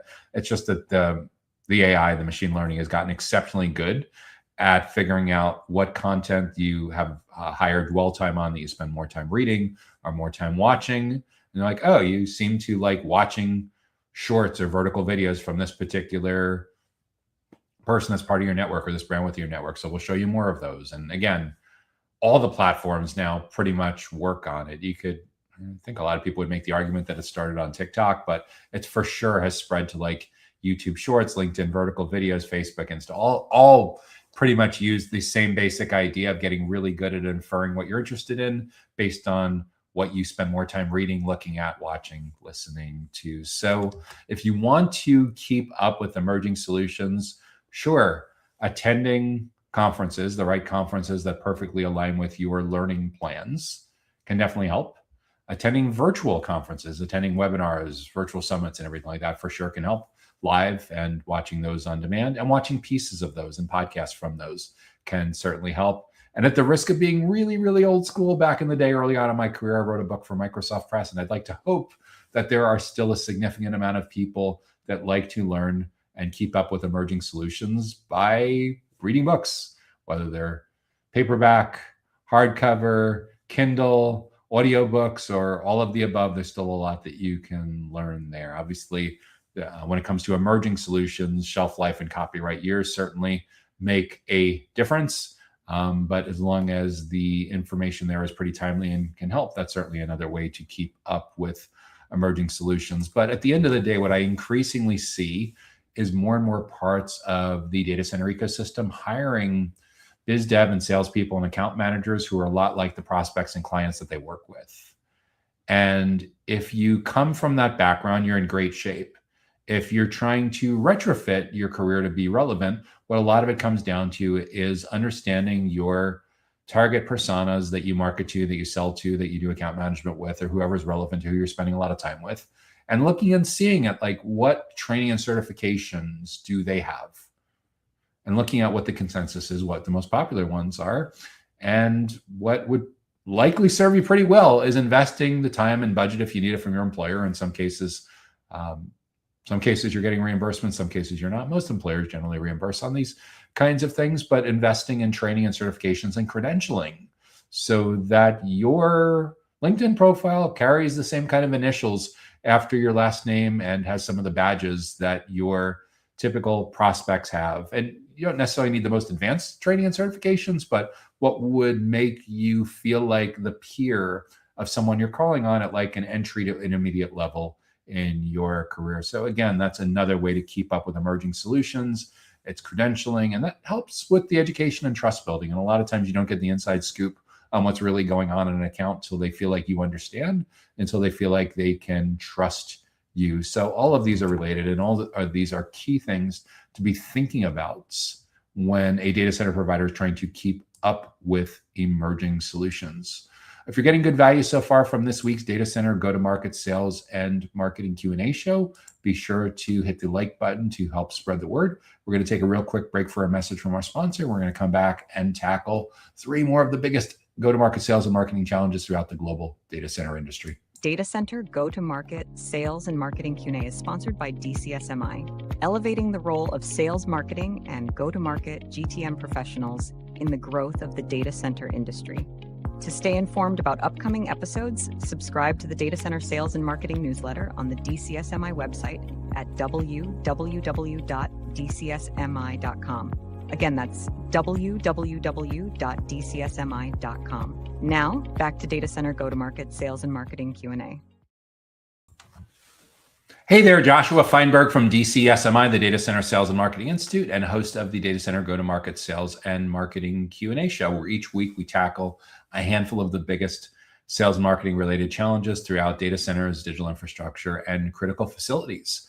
If you have an idea for a topic or a question or challenge that you think we should address in an upcoming episode, be sure to leave that in the comments wherever you're watching or listening, and we'll add that to the consideration queue for an upcoming episode. So what is up next? Next topic that we're going to talk about this week is on budget, financial time and budget. So how much budget should a data center solution provider allocate to each niche and each buyer persona? How much budget should a data center solution provider allocate to each niche and each buyer persona? That is a fantastic question.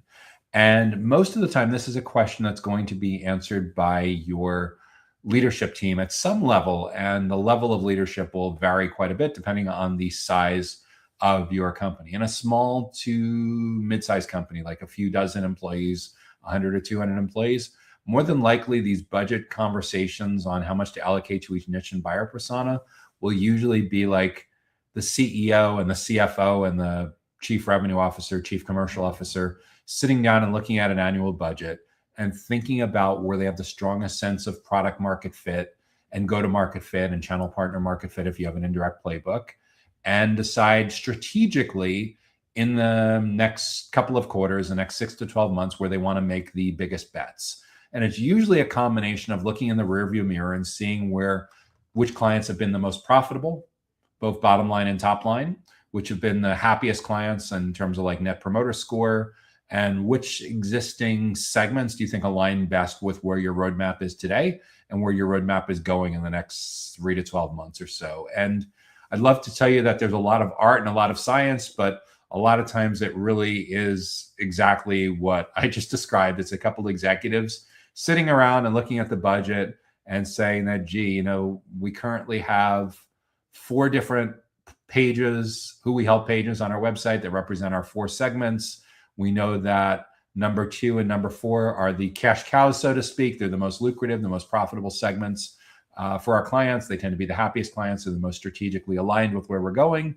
So yeah, that's where we're going to put the most headcount. That's where we're going to invest the most in demand generation programs and paid ads and paid sponsorships and education and trust building. So a lot of it is like, okay, those 2 segments, like for example, are 80% of your profitability in the company. It may be that when you figure out what the headcount budget is and what the financial budget is across marketing, sales, account management, product, basically everything on the commercial side, that you say, okay, so 80% of the budget is going to go to those 2 segments that were 80% of our profitability last year. They're the happiest clients and they align really, really well with the roadmap for where we're going in the future. By the way, that scenario that I just outlined with the CEO and the CFO and the chief commercial or chief revenue officer sitting around there, as I mentioned roadmap a couple times, make sure that you invite your chief product officer, your VP of product management, or whoever owns roadmap there as well, because the last thing in the world that you want to be doing is building your financial projections and budgets based on rose-colored glasses, extraordinary levels of optimism from your chief commercial or chief revenue officer without being grounded in the reality of whether that particular segment is going to truly be happy with what's on the roadmap in the next 3 to 12 months if you're really addressing those biggest, and then the timing issues. And obviously the timing is usually never exactly as expected. It's a public good faith kind of roadmap. Maybe your company is better than average and you're actually able to deliver features ahead of schedule. But for the most part, being grounded in that extra perspective of not only the people that the marketers and the sales and the account managers that are reporting into CRO, but the perspective of like what product and service capabilities are today and what's going to drive the good net promoter score and what actually exists versus what people are screaming for and what's going to cause retention, what's going to cause churn, what's going to cause repeat purchases. Yeah, you need someone there advocating from your product team, maybe even the innovation team. Usually the innovation team may be a good 12 months ahead of the product team, but in terms of like immediate budget that's going to each niche and persona, definitely get that balanced perspective. So 80% again of profitability coming from those two segments. So 80%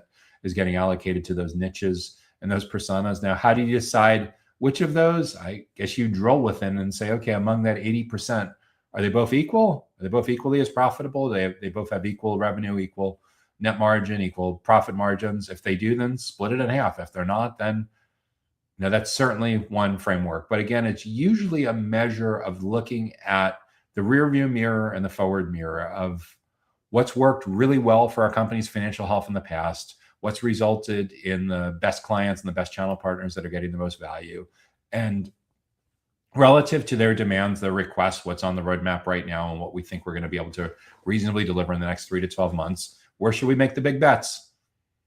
And again, board decisions, executive decisions, sometimes rank and file leadership and marketing and sales get significant input on this, but depending on the company size, the culture, the politics, who has C-level titles and VP level titles versus who's titled at a director or manager level, there's a lot of politics that goes involved into deciding how the allocation is done for niches and personas and the headcount implications and the program implications and everything like that. But that's a simple back of the napkin framework for how to evaluate this. And I mentioned before product market fit and go-to-market fit in passing. If you're not familiar with those two terms, product market fits is a concept that started being talking about widely in the early 2000s, and it came out of Silicon Valley, out of largely early stage software companies, SaaS companies, two gentlemen named Steve Blank and Eric Ries.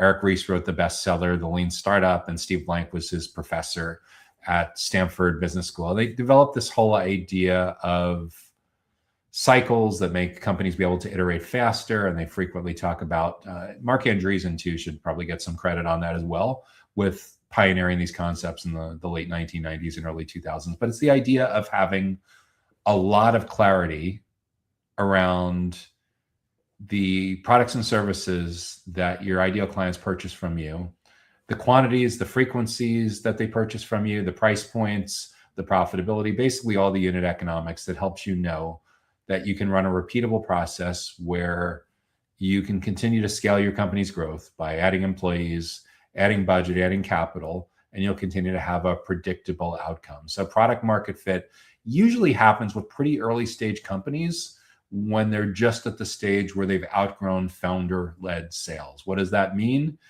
It's usually companies with a couple handfuls or a couple dozen employees, and they've gotten to the point where they have successfully hired their first few salespeople who are able to run a sales process without the founder being involved. And the salespeople have been successful enough that they've stayed at the company for several quarters. They're meeting or exceeding quota, and there's a defined process, defined playbooks that someone that's not a founder of the company can actually follow.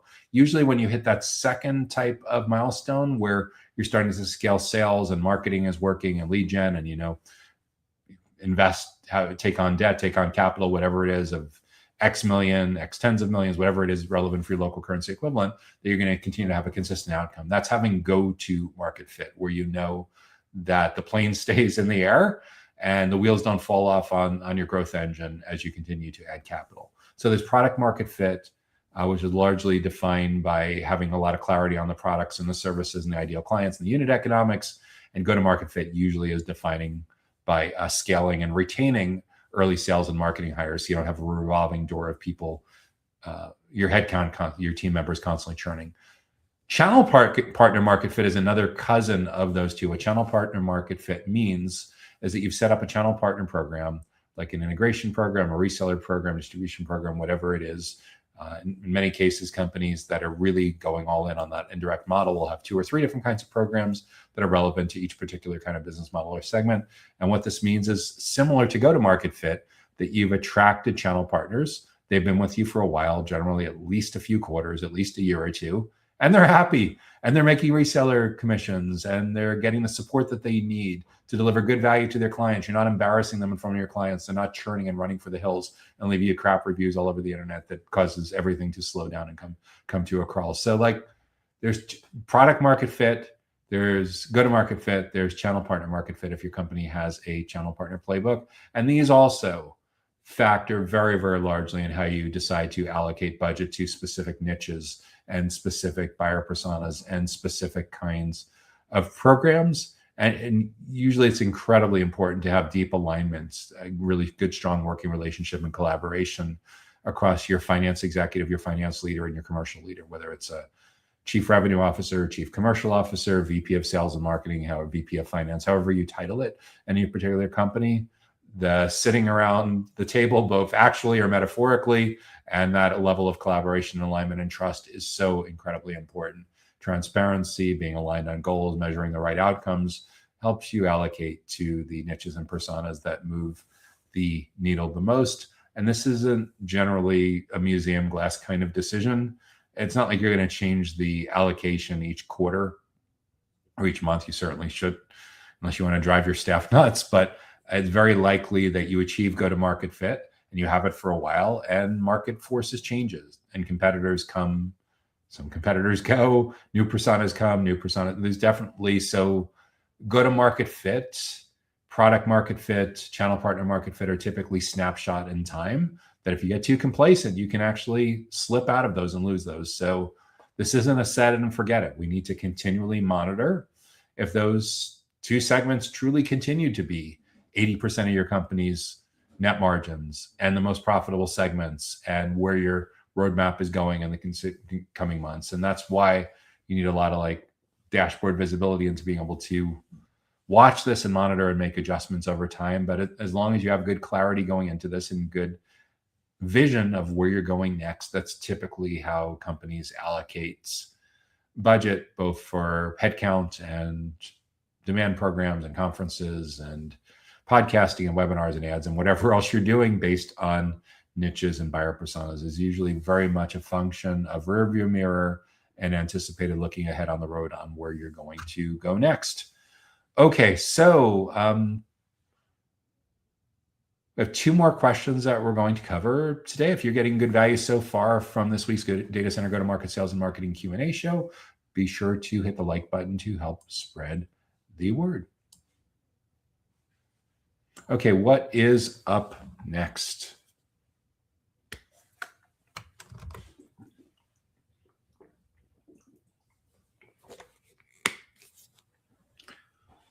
How is AI impacting data center sales strategy? How is AI impacting data center sales strategy? So what kind of impact are data center sales professionals feeling because of AI? Well, AI is very much a double-edged sword.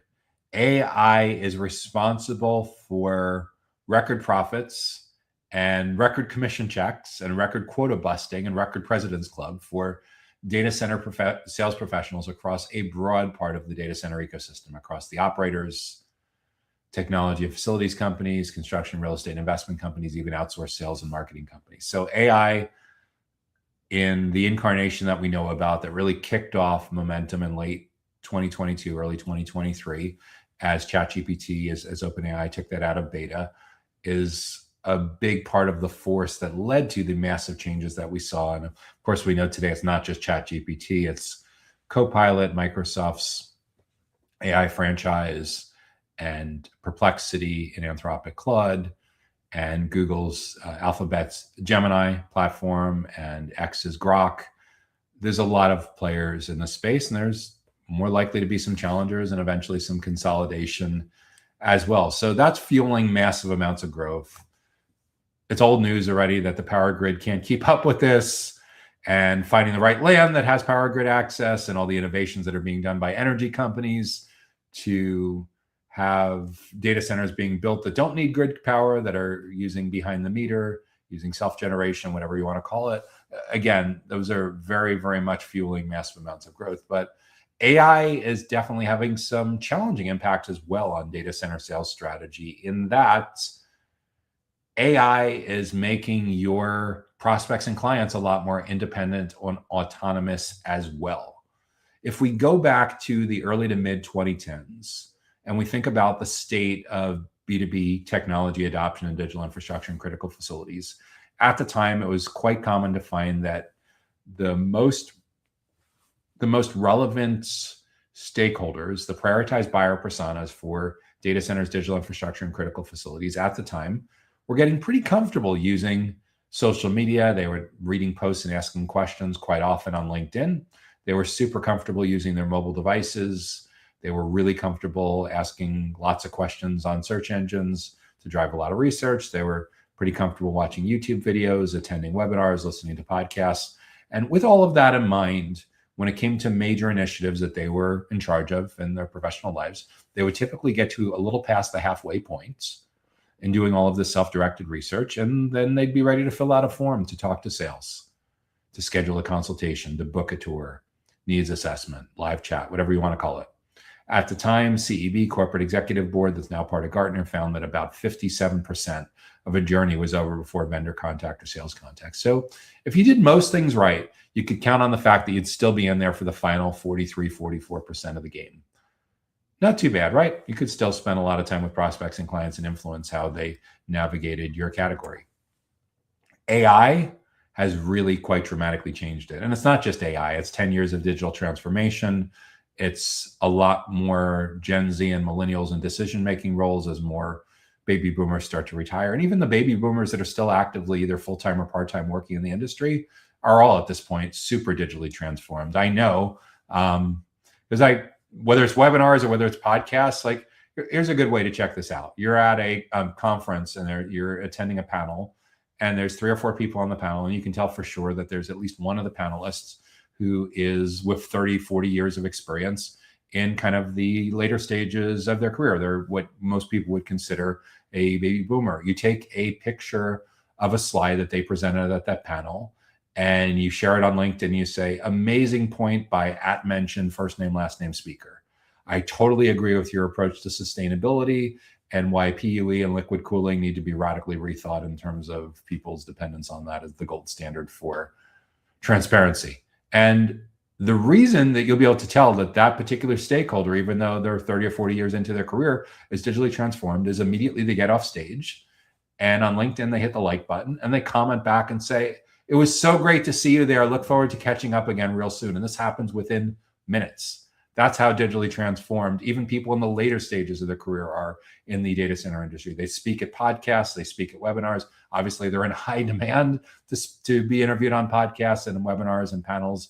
They're on LinkedIn all day long. It's like their second inbox. So this, for sure, these trends have impacted sales strategy and digital adoption. So it's not just AI, it's not just more boomers retiring, more Gen Z and millennials in decision-making roles. It's tens of millions of people working from home at the beginning of the 2020s. And all of this has gotten us to the point that people are super comfortable now, especially highly technical facilities and technology and construction-related decision makers throughout the data center ecosystem. They're very, very comfortable having really, really deep conversations with the favorite chat app on their phone or on their desktop or on their laptop. So much to the point that people now joke that they have a friend or family member or coworker who is in a long-term relationship with ChatGPT. And they're half serious and they're half like, oh, wow, they're spending more time talking to ChatGPT than they're talking with their spouse. And you thought that being on the road with a 75% travel requirement, attending 35, 40 conferences a year, put a strain on the quality time that they spend with their spouse. Well, they're spending a lot of time talking to ChatGPT or Copilot or Claude or Perplexity or Gemini as well. And aside from the balance of work life and family, like there's a very practical consideration with all of this, is that your prospects and clients are getting so much value from getting immediate answers from ChatGPT and Copilot and other kinds of tools like this, that they're substituting some of that time that they used to spend filling out forms to have face-to-face or Zoom conversations or phone conversations with you. They're now having that conversation self-service with the chat app. And that makes it really, really challenging for sales professionals because you need to provide more value than your prospects and clients are getting from Chat GPT. How do you do that? It's getting really, really tuned into who they are, what's going on in the world, and how you can actually provide more value than they're getting from the self-service app. So increasingly, what we're seeing now is a lot of leadership teams are hiring people into sales roles that have never been in sales roles before, but instead are essentially peers of the prospects and clients that they're calling on. So for example, if you're in a biz dev role for a data center operator or data center technology company, and you spent your career working in enterprise IT, some of learning how to sell may be completely new to you, but if you have pretty good soft skills because you've led an awful lot of meetings over the years and put together a lot of really good decks and really good at communicating and project planning, there's a really good chance that you're going to be able to have fantastic rapport and fantastic conversations when you're essentially building pipeline and educating and building trust with people that were your peers in your former job and in your former career. Not only will you understand the jargon, the associations, the nuances, you'll have enormous street cred. So that's why we see a lot more IT professionals and engineers being hired into these roles that previously didn't spend much time in their career, if any, in sales at all. And for people that have been in sales careers for a long time that don't come from IT and engineering backgrounds, we see a lot of upskilling and reskilling going on, where they're looking to take the same kind of training and certification programs that are relevant to their most important buyer personas, at least the entry level to intermediate level buyer personas, so they can have better quality conversations, so they can get the inside scoop about what is truly going on in these organizations. So that's how AI is impacting data center sales strategy. I'm also a huge believer in sales, AEs, account managers, sales development reps, marketers being a lot more involved in their prospects and clients' learning and development and professional development. Because by default now, where you're competing for attention with ChatGPT, it's very easy to get locked out of the most important conversations, essentially to get shoved in the vendor box, never to be heard from again. But we need to get you out of the vendor box. And a lot of getting you out of the vendor box is getting your prospects and clients to see you a lot more like a teacher, a consultant, a subject matter expert, a trusted advisor, maybe even a thought leader. And if you've been in this space for a while, you may be able to have a lot of institutional knowledge that qualifies you for at least some of that or all of that. But if you're relatively new to this industry, that's okay as well. Obviously, you want to be looking for a company that believes in investing in its team members so you can continue to upskill and provide more value to your clients and prospects. But in the meantime, when it comes to like hosting educational events for your most important ideal clients, the most important prioritized stakeholders in those companies, you still need hosts, you still need moderators, you still need tour guides, you still need concierges. So there's a tremendous amount of value to you being the one that understands those top 10 or 12 big goals and challenges that your most important buyer personas are working through, and going and recruiting the speakers from internal subject matter experts, from your consultants, from your channel partners, from your vendors, from your potential clients. And for the first year or two, that's maybe a big part of your value, is understanding how you can bring together the most important stakeholders from your most important accounts and be the one that's introducing the speakers and moderating the Q&A and curating this amazingly helpful educational experience that puts you right in the middle of being the one who is driving the education and the trust building that helps with the very, very natural pipeline, very natural deal generation with the right people, and even better, multiple stakeholders from the same company. Because when they see, when you invite people that are from your target accounts and the perfect people from those target accounts, and they register and they get back the email that says, we're so glad that you registered for our cybersecurity best practices for mid-market manufacturing. But we know when it comes to this topic, it takes a team, it takes a village. There's typically people involved from compliance, operations, support, engineering, whatever, GRC, whatever it is that's relevant to your particular business model. So with that in mind, who else from your team, what other colleagues of yours would benefit from attending? Simply hit the forward button, add a thought or two. We know that teams that learn together grow together. And when this works well, you start to notice that even at the first event or two in the series of 12, you start to see multiple people from the same company registering. And when they attend together and they get a great educational experience, you know what happens for part 2 and part 3? even more people from that company start to attend, and you're proactively meeting the decision committee. You're really, really stacking the decks in your favor. You're indoctrinating those folks not only to know that you're the one to go to, but indoctrinating and teaching and steering the criteria, the best practices that they use to navigate this major initiative and how they look at all the competitive alternatives in your space. And when you do this really, really well, you tend to take the oxygen supply, you starve the attention away from your competitive alternatives to the point where in some cases they get all the way to the decision point where they're ready for a sales conversation. And not only are you on the short list, but everyone else has disappeared from the short list because they're learning so much from you. You've done such a fantastic job of educating and building trust. Why would they turn to anyone else?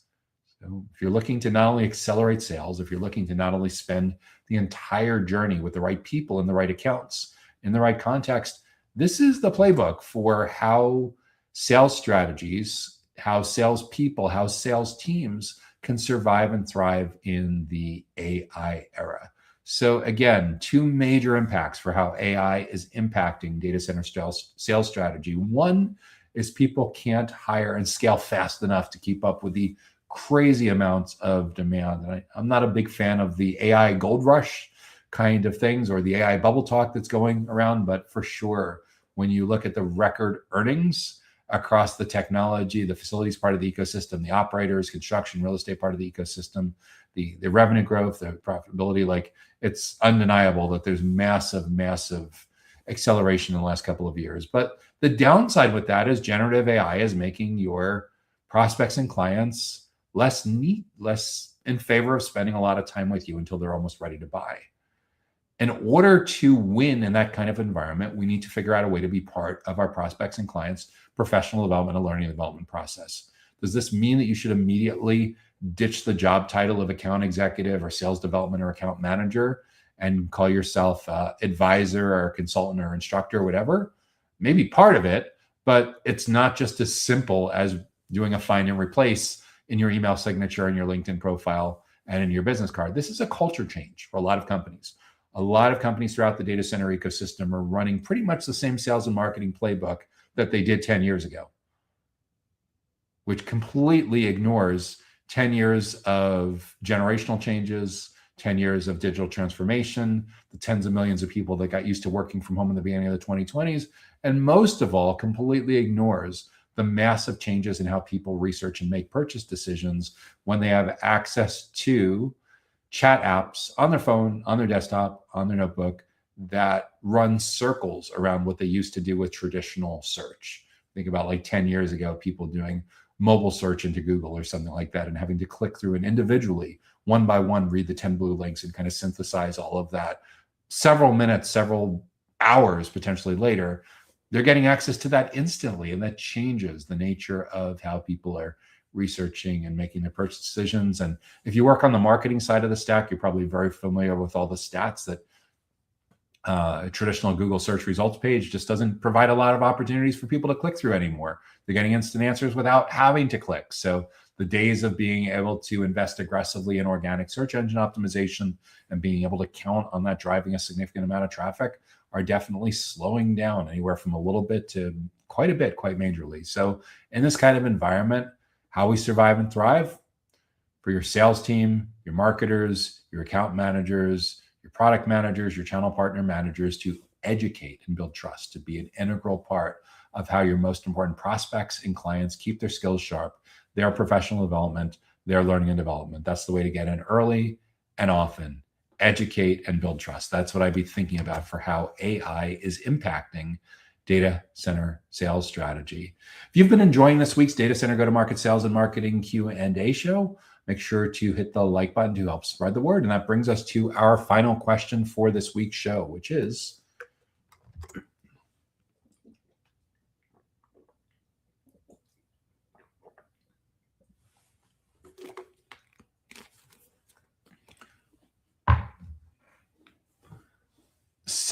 let's see, what do we got here? How do we get my data centers firm, how do we get my data center services firm to modernize its process? How do we get my data center services firm to modernize its process? So what I don't know is this a CEO or a leader of a data center services firm that's struggling to get the people that work for him or her to modernize the company? Is this someone that works for the company in a go-to-market related role, maybe in marketing or sales or product or support or something like that, that is frustrated and annoyed that its company is living in the past, too old school, and not doing enough to modernize it? Or is this a prospect or a client that currently buys services from a data center services firm that loves the firm, but it's driving them nuts that they're too old school, that they're using all these outdated processes? The most likely scenario is it's someone that works for a company that is frustrated because they're really serious about keeping their skills sharp and up to date and providing great value to the prospects and clients, and the company's culture and investments, both time investments and financial investments and modernization, just is not keeping up with that. So that's the perspective in which I'm going to tackle this question, is that you're working as a account executive or a sales lead or a team leader or a sales director or a marketing director or a client success manager or something like that. And you're really committed to continual improvement. You're committed to your professional development. You're committed to modernizing the playbook so you can provide better value to your prospects or clients, but the company just is not keeping up. So how do you get your firm, your professional services firm, to modernize this process? This almost certainly has to start at the top. Why? Because if it doesn't start at the top, then you're basically fighting warfare person to person, and you're going to spend an enormous amount of time and energy fighting political battles that you just may not have the capital, the political capital, the financial capital, the time, the cycles, the credibility to be able to do. And what it largely comes down to is I tend to see this most on the marketing and sales processes, where you have a company whose website is 3, 4, 5 generations behind what's being currently showed in Google Slides and Canvas slides when account executives and account managers are meeting with prospects and clients, where the website is it's not just months behind, it's literally years behind. And it's embarrassing from a credibility standpoint. The ultimate embarrassment of a company that hasn't modernized its digital presence is where you look at the copyright year in the footer of all the pages of the site, and it's not the current year. It's one thing if it's last year. If it's more than like last year, then like, whoa, this is a company that's working in and around data centers and technology and digital infrastructure. And we're entrusting them to take the lead on providing some kind of outsourced services to our company related to our data center. And they can't get their act together to keep the content on their website current at the most basic level, with like keeping the copyright year current. The first cousin of this would be like that there's a newsroom or a blog and that hasn't been updated in years. Or there's social media profiles that should be core for the business, which at the minimum for the data center industry would be like LinkedIn and YouTube, and those haven't had a current post in years. Or you look at the leadership team and you look at their individual LinkedIn profiles and you see that little message that they haven't posted in 90 days. Or you see a picture, you see that they've been with the company 40 years, and it looks like very clearly their picture of when they were in their 20s. Like they last updated the picture when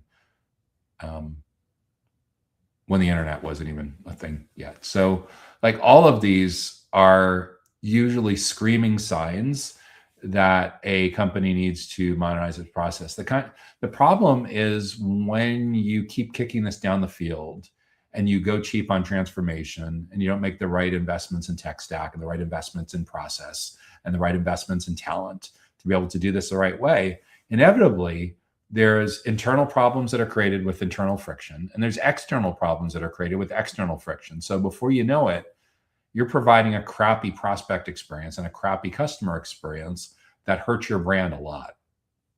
Because a brand is no longer really just defined by aesthetics. It's not just your hexadecimal colors and your fonts and your logos. Your brand is now everything that the marketplace says about your company and your team members when you're not in the room.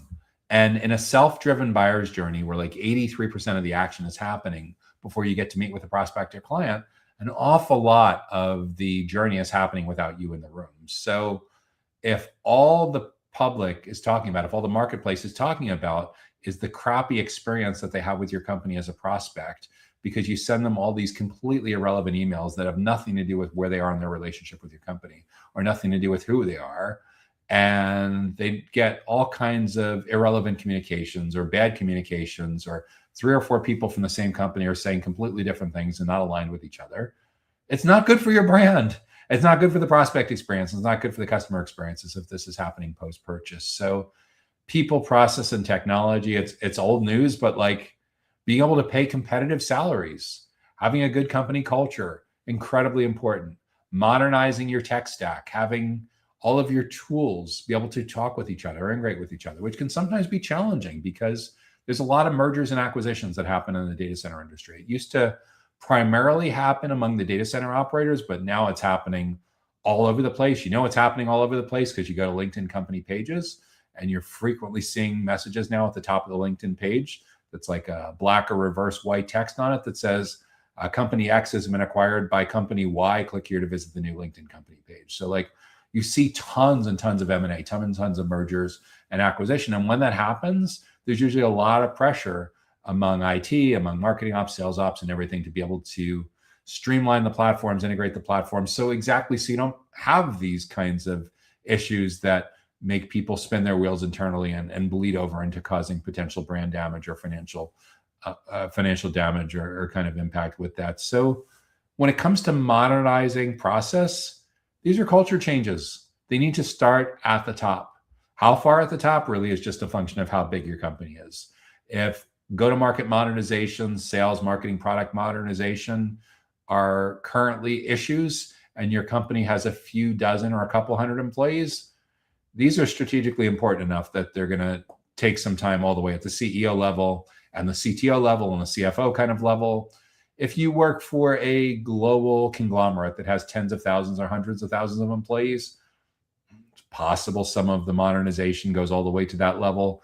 Usually it's done at the division level, at the subsidiary level, and it's just a matter of whether it's a global data center division, whether it's a subsidiary that's organized geographically or something like that. It's usually the senior executive or senior executive team that's in charge of the few hundred or the few thousand employees that are in that particular business unit. But make no mistake that when it comes to modernizing process, it's company culture, it's budget, it's headcount, it's organization, it's re-examining if there's toxic internal crap that's leading to toxic internal outcomes and really rethinking no sacred alliances with aligning for what's ultimately best for the employees, what's best for the customers, what's best for the channel partners, and how you're going to take all of the problems, all of the tackling one of the issues one by one to make the processes truly modern, truly self-service. Self-service is a really big deal as well that a lot of companies are fighting tooth and nail about. It's the same kind of AI obstructionism that's been happening the last couple of years, which is, again, why more than likely these decisions are made at the C-level, at the executive level, in small to mid-sized companies, and at the division or subsidiary leadership level of much larger enterprises. If your company has tens of thousands or hundreds of thousands of employees. So that's what I'd be thinking about. Most of the companies that I work with directly with are more on that small to mid-size. And again, like if you see like an IT leader trying to make this happen without the blessing of and without the internal buy-in and alignment and internal championship of like the level that's above him or her, like they're going nowhere fast. If your revenue officer is trying to do this without the buy-in of their peer at the IT level and the finance level and the CEO and the board, like going nowhere fast. Like these are high-level strategic conversations. These are high-level strategic initiatives. And the bigger your company is, the less it is something that you can solve in a couple of weeks or a couple of months if it's really, really deeply entrenched. And again, modernizing process, GTM modernization, go-to-market modernization can be really, really complicated as companies merge with each other, acquired by each other. Like whose system gets to stay, which team gets to stay, which process are we going to follow going forward? And again, a lot of this is decided pre-acquisition. Sometimes things change and things shift, but at the end of the day, it's super, super important to have that visibility, have that single pane of glass, that single dashboard, and that single way of communicating with your prospects, with your clients, with your channel partners, with your employees, to make sure that you don't have 5 different versions. And inadvertently treating prospects as clients or vice versa, or sending inappropriate messaging. I'm not talking about like religion, and politics kind of messaging. I'm talking about just sending channel partner messaging to an end user, or end user messaging to a channel partner, or something like that, and how off-putting that can be when there's something that's massively broken in the CRM and the filtering and the segments and the views. And again, this is usually all part of the bigger picture conversation on the people, process, technology that goes into modernization and being able to provide a great prospect experience and a great customer experience. So that's what I've been thinking about, how to get your data center services firm to modernize its process, and think about whether you're really in a unique position to be able to drive this, or the most important thing that you can do is to motivate conversations with one level above you, and for your person that you report to bring it up and bring it up and bring it up the chain till they get to the right level of support that they need to do to actually affect change. Because the bigger the company, the longer it's been around, the more entrenched it is, the harder it is to really start to turn the ship quick enough to modernize processes for it to make a significant dent in the current quarter or even in the next quarter. So that's what I'd be thinking about for how to get a data center services firm to modernize its processes. So that's the final question that we will be addressing in this week's Data Center Go-to-Market Sales and Marketing Q&A show. If you've gotten good value from this week's show, be sure to hit the like button. And if you're on a platform where you're able to, or you're listening, be sure to rate and review us as well. If you have an idea for a topic or question or challenge that you're currently facing in your company or your team, or as an individual that you think is relevant and would be helpful for others to hear the answers to, be sure to leave that in the comments wherever you're watching, and we'll add that to the consideration queue for upcoming episodes. If you want to make sure that you get notified about upcoming educational events and resources just like this and get invited, be sure to subscribe to the Data Center Sales and Marketing newsletter. You can do so for free directly on our website at www.dcsmi.com. Newsletter comes each week on Sundays direct to your email inbox. I am Joshua Feinberg, founder of the Data Center Sales and Marketing Institute and host of the Data Center Go-to-Market Sales and Marketing Q&A show. I also host the Data Center Go-to-Market podcast, where each week I interview data center go-to-market professionals from all over the data center ecosystem, from all over the planet. If you or someone that you work with you think would make an excellent guest to interview in an upcoming episode, feel free to connect with me on LinkedIn and nominate that person, nominate yourself. And again, LinkedIn is always a great channel to connect with me as well. If you and I are not currently connected, feel free to send me a connection invite. Just mention that you watch the show, and I'd be happy to be connected with you as well. So we're so glad that you joined us for this week's Data Center Go-to-Market Sales and Marketing Q&A show. We wish you a very safe, happy, and healthy holiday. Very great success in the new year. We will be having our regularly scheduled show at the same time slot next week. And we look forward to seeing you back next time. Let us know how we can help.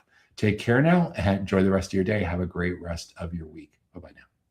Data Center Go-to-Market Sales and Marketing Q&A is sponsored by DCSMI, elevating the role of sales, marketing, and go-to-market GTM professionals in the growth of the data center industry. To stay informed about upcoming episodes, subscribe to the Data Center Sales and Marketing newsletter on the DCSMI website at www.dcsmi.com. Again, that's www.dcsmi.com.